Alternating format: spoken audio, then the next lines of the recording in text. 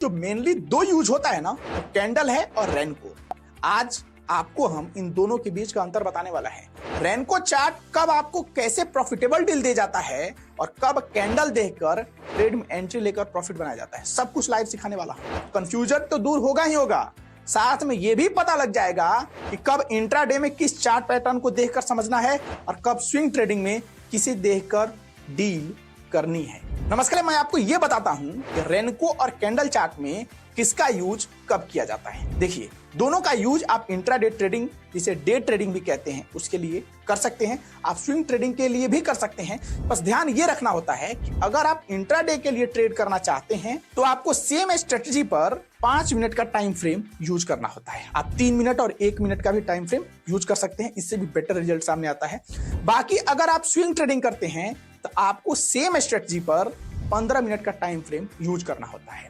अगर यही चीज पोजिशनल की बात करें तो इसमें 1 डे का यूज करना होता है। अब रही बात कि इन दोनों में से बेस्ट कौन है, तो देखिए, अगर आपको पैटर्न और कैंडल देखना नहीं आता है तो आप रेनको चार्ट को फॉलो कीजिए। ये स्क्रीनशॉट देख रहे हैं, इंट्राडे के लिए बता रहा हूं। रेनको चार्ट में मैंने 1 मिनट के टाइम फ्रेम पर इसे लिया हुआ है।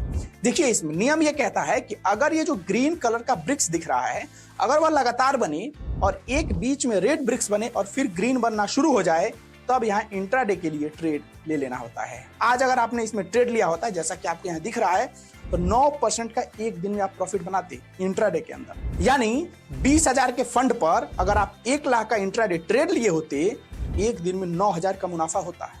तो है ना एकदम सिंपल।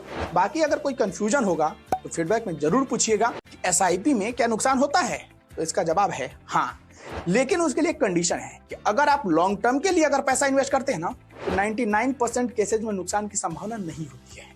समझ गए? देखिए, आप एसआईपी में इन्वेस्ट कर रहे हैं, म्यूचुअल फंड के जरिए आप बाजार में इन्वेस्ट कर रहे हैं, और आप खुद बताइए कि पिछले 50 सालों 10 सालों में बाजार क्या निगेटिव में रहा है। लॉन्ग टर्म की मैं बात बता रहा हूँ। 1,000 से लेकर और आज 80,000 के आसपास बाजार पहुंचा है, ये तो पॉजिटिव है ना। यानी लॉन्ग टर्म में तो आपको प्रॉफिट होगा ही होगा, क्योंकि एसआईपी के जरिए आप सीधा बाजार में इन्वेस्ट कर रहे हैं। समझ गए? तो लॉन्ग टर्म में एसआईपी में नुकसान नहीं होता है।